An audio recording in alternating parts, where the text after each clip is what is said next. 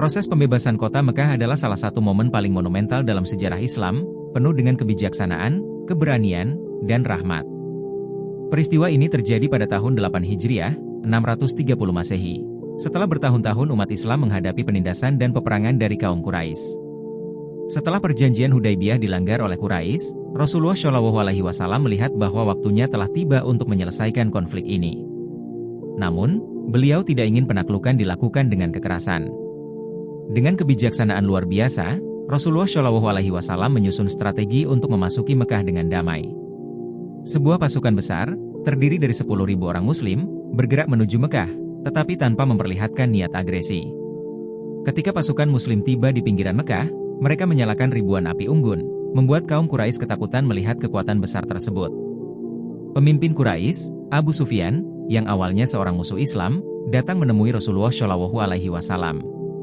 Dalam pertemuan tersebut, Rasulullah SAW menunjukkan akhlak mulia dan mengajak Abu Sufyan untuk masuk Islam. Dengan hati yang tersentuh oleh rahmat Nabi SAW, Abu Sufyan akhirnya memeluk Islam. Keesokan harinya, pasukan Muslim memasuki Mekah tanpa pertumpahan darah.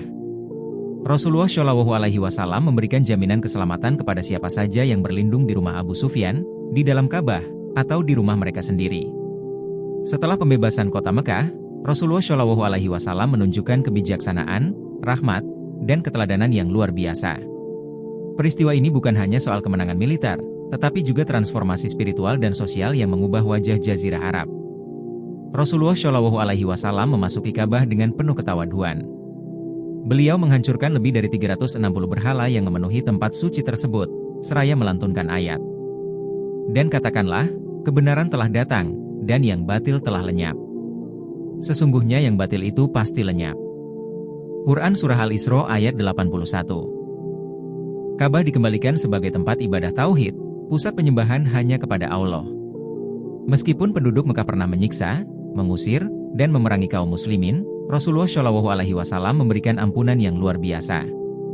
Dalam momen penuh haru, beliau berkata, "Pergilah kalian, kalian bebas." Ucapan ini memadamkan rasa dendam dan mengubah banyak hati, termasuk para tokoh Quraisy yang sebelumnya menentang Islam. Rasulullah SAW menegaskan bahwa semua manusia sama di hadapan Allah, tanpa memandang status sosial atau asal-usul. Beliau bersabda, "Wahai manusia, sesungguhnya Allah telah menghapus kesombongan karena keturunan dan kebanggaan terhadap nenek moyang. Semua manusia berasal dari Adam, dan Adam berasal dari tanah." Hal ini menanamkan nilai persatuan di tengah masyarakat yang sebelumnya terpecah. Rasulullah SAW menyeru penduduk Mekah untuk menerima Islam dengan kelembutan dan kasih sayang. Banyak dari mereka yang memeluk Islam, termasuk tokoh-tokoh Quraisy seperti Abu Sufyan dan istrinya, Hindun binti Utbah, mengutus Khalid bin Walid untuk membersihkan berhala di sekitar Mekah. Setelah Ka'bah dibersihkan, Rasulullah SAW mengutus Khalid bin Walid dan para sahabat lainnya untuk menghancurkan sisa-sisa berhala di sekitar Mekah. Hal ini menegaskan bahwa Mekah telah menjadi pusat tauhid yang suci. Setelah pembebasan, Rasulullah SAW melaksanakan sholat di dalam Ka'bah, menegaskan bahwa tempat itu kini sepenuhnya kembali kepada fungsi ibadah. Rasulullah SAW membuka kembali Mekah sebagai tujuan utama ibadah haji dan umroh. Mekah menjadi pusat spiritual bagi seluruh umat Islam, sebagaimana yang diperintahkan oleh Allah. Rasulullah SAW menetapkan Attab bin Asid sebagai gubernur Mekah, memastikan bahwa kota suci ini dikelola dengan baik sesuai dengan prinsip-prinsip Islam. Rasulullah SAW melarang praktik-praktik jahiliyah seperti riba, penindasan, dan pembunuhan bayi perempuan. Mekah menjadi simbol peradaban baru yang berbasis pada nilai-nilai Islam. Langkah-langkah yang dilakukan Rasulullah SAW setelah pembebasan Mekah menggambarkan kepemimpinan yang penuh rahmat, pengampunan, dan keadilan. Kota Mekah berubah menjadi pusat Islam, melahirkan sebuah peradaban yang membawa kebaikan bagi seluruh dunia. Rasulullah SAW memperkuat persaudaraan di antara kaum muslimin, baik yang berasal dari Mekah maupun Madinah. Beliau mendorong kaum muhajirin dan ansyar untuk tetap bersatu, sekaligus merangkul para penduduk Mekah yang baru saja masuk Islam. Dengan kebijaksanaan beliau, potensi konflik atau dendam masa lalu berhasil dihindari. Setelah pembebasan Mekah, tantangan baru muncul ketika beberapa suku, termasuk Hawazin dan Saqif, merencanakan serangan terhadap umat Islam. Rasulullah SAW memimpin pasukan Muslim dalam Perang Hunain, yang terjadi tak lama setelah pembebasan Mekah. Pembebasan Mekah menandai Islam sebagai kekuatan dominan di Jazirah Arab. Hal ini memicu ketakutan di kalangan suku-suku yang masih memegang teguh tradisi jahiliyah. Suku Hawazin, yang tinggal di sekitar Taif, merasa terancam oleh ekspansi Islam setelah Mekah jatuh ke tangan kaum muslimin. Mereka khawatir bahwa kekuasaan Islam akan meluas ke wilayah mereka dan mengancam tradisi serta kedaulatan mereka. Malik bin Auf, pemimpin suku Hawazin, menghasut kaumnya untuk bersatu melawan Rasulullah Shallallahu Alaihi Wasallam. Ia mengumpulkan pasukan besar dari suku Hawazin dan Sakif, membawa serta wanita, anak-anak, dan harta benda mereka untuk memotivasi pasukan agar tidak melarikan diri. Rasulullah Shallallahu Alaihi Wasallam memimpin pasukan Muslim yang terdiri dari sekitar 12.000 orang, termasuk 10.000 pasukan dari Madinah dan 2.000 mualaf baru dari Mekah. Ini adalah jumlah pasukan terbesar yang pernah dikumpulkan umat Islam saat itu. Keberhasilan pembebasan Mekah dan jumlah pasukan yang besar membuat sebagian Muslim merasa percaya diri secara berlebihan. Ketika pasukan Muslim memasuki lembah Hunain pada pagi hari, mereka disergap oleh pasukan Hawazin yang sudah mempersiapkan diri di posisi strategis. Serangan mendadak ini membuat sebagian pasukan Muslim panik dan mundur, terutama di kalangan mualaf yang baru masuk Islam. Dalam situasi yang kacau, Rasulullah Shallallahu Alaihi Wasallam menunjukkan keteguhan dan keberanian luar biasa. Beliau berdiri tegak di atas keledainya sambil menyerukan, "Aku adalah Nabi yang tidak pernah berdusta. Aku adalah keturunan Abdul Muthalib." Beliau memanggil kembali pasukan Muslim yang mundur, mengembalikan semangat mereka untuk bertempur. Setelah pasukan Muslim berhasil merapat kembali dan melancarkan serangan balik, mereka mendapatkan pertolongan Allah.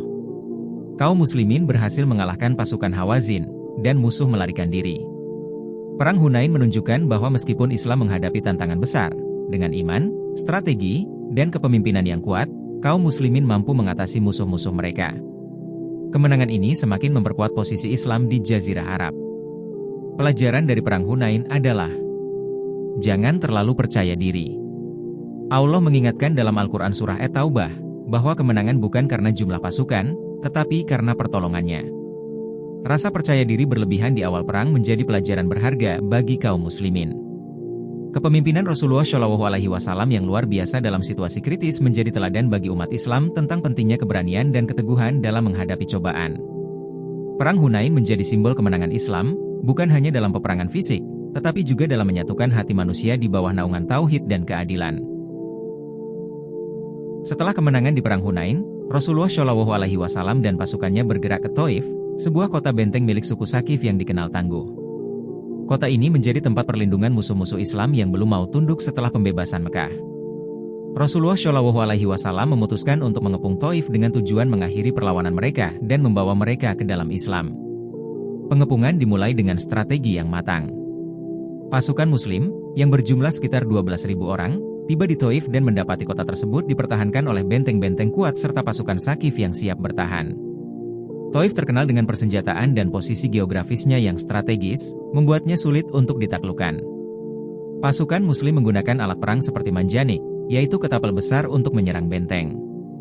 Ini adalah salah satu momen di mana teknologi perang digunakan dalam sejarah Islam. Namun, suku Sakif dengan gigih melawan, menembakkan panah dari balik benteng yang melukai banyak sahabat. Rasulullah Shallallahu Alaihi Wasallam memberikan kesempatan kepada penduduk Taif untuk menyerah secara damai. Namun, mereka menolak tawaran itu dan memilih untuk bertahan. Hal ini memaksa pasukan Muslim melanjutkan pengepungan selama beberapa pekan. Dalam pengepungan ini, Rasulullah Shallallahu Alaihi Wasallam menunjukkan akhlak mulia. Ketika beberapa sahabat ingin memotong pohon-pohon anggur di sekitar Taif untuk melemahkan ekonomi mereka, beliau melarang tindakan itu, menghormati hak penduduk meski mereka adalah musuh. Setelah pengepungan berlangsung sekitar 1 bulan tanpa hasil yang signifikan, Rasulullah Shallallahu Alaihi Wasallam memutuskan untuk menghentikan pengepungan. Beliau memahami bahwa memaksakan pertempuran hanya akan membawa kerugian lebih besar. Keputusan ini diambil dengan hikmah, menunjukkan bahwa Rasulullah Shallallahu Alaihi Wasallam mengutamakan kemaslahatan daripada balas dendam atau kekerasan. Setelah mundur dari Taif, Rasulullah Shallallahu Alaihi Wasallam tetap menjaga hubungan dengan suku Sakif. Beliau mengirim delegasi dakwah dan terus mendoakan agar mereka menerima Islam. Doa beliau akhirnya dikabulkan. Beberapa waktu kemudian, delegasi dari Taif datang ke Madinah untuk menyatakan keislaman mereka. Rasulullah Shallallahu Alaihi Wasallam menerima mereka dengan penuh kasih sayang, membuktikan bahwa kemenangan sejati adalah memenangkan hati, bukan sekadar wilayah. Setelah pengepungan Taif, Rasulullah Shallallahu Alaihi Wasallam dan pasukan kembali ke Madinah. Di perjalanan, beliau membagikan harta rampasan perang dari Perang Hunain dengan adil, memperhatikan kebutuhan setiap kelompok, termasuk para mualaf baru dari Mekah. Hal ini semakin memperkuat keimanan mereka terhadap Islam. Rasulullah Shallallahu Alaihi Wasallam mengajarkan bahwa kemenangan tidak selalu diperoleh melalui kekuatan militer. Kesabaran dan doa seringkali menjadi jalan yang lebih efektif untuk menyentuh hati manusia. Keputusan Rasulullah Shallallahu Alaihi Wasallam untuk tidak memaksakan pengepungan dan tetap menjaga hak-hak musuh menunjukkan keadilan dan kasih sayang dalam kepemimpinannya. Setelah Thaif masuk Islam, kota ini menjadi salah satu pusat dakwah dan peradaban Islam yang penting. Hal ini membuktikan bahwa Islam mampu mengubah permusuhan menjadi persaudaraan. Pengepungan Thaif dan peristiwa-peristiwa setelahnya adalah bukti kebijaksanaan Rasulullah Shallallahu Alaihi Wasallam dalam memimpin dan menyebarkan risalah Islam dengan rahmat dan kelembutan. Ini mengajarkan kepada umat Islam bahwa perjuangan harus dilakukan dengan hati yang lapang dan visi jangka panjang. Dalam perjalanan kembali dari Thaif, Rasulullah Shallallahu Alaihi Wasallam dan pasukan Muslim tiba di Jiranah, sebuah tempat antara Mekah dan Thaif. Disinilah harta rampasan perang yang diperoleh dari Perang Hunain dibagikan. Rasulullah Shallallahu Alaihi Wasallam memberikan bagian besar dari rampasan perang kepada para tokoh Quraisy yang baru masuk Islam, seperti Abu Sufyan dan keluarganya. Tujuannya adalah untuk melunakkan hati mereka dan menguatkan keimanan mereka. Sebagian kaum Ansyar merasa kurang puas karena mereka mendapatkan bagian yang lebih kecil. Rasulullah Shallallahu Alaihi Wasallam kemudian mengumpulkan mereka dan bersabda dengan penuh kasih sayang, mengingatkan mereka tentang nikmat Islam dan perjuangan bersama. Beliau bersabda, "Tidakkah kalian merasa cukup jika orang-orang kembali dengan membawa kambing dan unta, sementara kalian pulang membawa Rasulullah bersama kalian?" Ucapan ini membuat kaum Ansyar menangis haru dan semakin mencintai Rasulullah. Perkataan beliau menyentuh hati kaum Ansyar, sehingga mereka merasa puas dan kembali mendukung Rasulullah Shallallahu Alaihi Wasallam sepenuhnya. Setelah urusan pembagian ghanimah selesai, Rasulullah Shallallahu Alaihi Wasallam memutuskan untuk melaksanakan ibadah umroh dari Jiranah sebagai bentuk syukur kepada Allah atas keberhasilan dan pertolongannya. Rasulullah Shallallahu Alaihi Wasallam memulai ihram dari Jiranah dengan niat umroh. Tempat ini kemudian menjadi salah satu miqat, tempat memulai ihram bagi umat Islam yang hendak melaksanakan umroh dari arah tersebut. Rasulullah melaksanakan semua rukun dan wajib umroh dengan sempurna. Beliau melakukan tawaf di Ka'bah sebanyak 7 putaran. Setelah tawaf, beliau berjalan antara Bukit Syafa dan Marwah sebanyak 7 kali. Beliau mengakhiri prosesi umroh dengan memotong sebagian rambut kepala menandakan selesainya ibadah umroh. Umroh ini dilaksanakan Rasulullah Shallallahu Alaihi Wasallam dengan penuh kehusyukan dan kesederhanaan. Meskipun beliau saat itu adalah pemimpin tertinggi kaum muslimin, beliau tetap melaksanakan ibadah dengan rendah hati.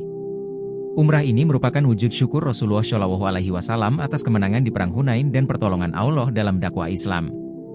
Melalui umrah ini, Rasulullah Shallallahu Alaihi Wasallam memberikan contoh tata cara pelaksanaan umroh yang benar kepada para sahabat dan umat Islam. Dengan melaksanakan umrah, Rasulullah Shallallahu Alaihi Wasallam menegaskan kembali bahwa Ka'bah adalah pusat ibadah umat Islam yang telah dibersihkan dari berhala setelah pembebasan Mekah. Umroh di Jiranah menjadi momen yang mengingatkan umat Islam akan pentingnya kesatuan dalam beribadah kepada Allah. Setelah menyelesaikan umroh, Rasulullah Shallallahu Alaihi Wasallam kembali ke Madinah bersama para sahabat. Peristiwa ini menandai akhir dari rangkaian perjalanan militer yang dimulai sejak pembebasan Mekah hingga Perang Hunain dan pengepungan Thaif. Prosesi umrah di Jiranah menjadi salah satu bukti keutamaan Rasulullah dalam menggabungkan antara ibadah, kepemimpinan, dan pengabdian kepada Allah dalam setiap langkah hidupnya.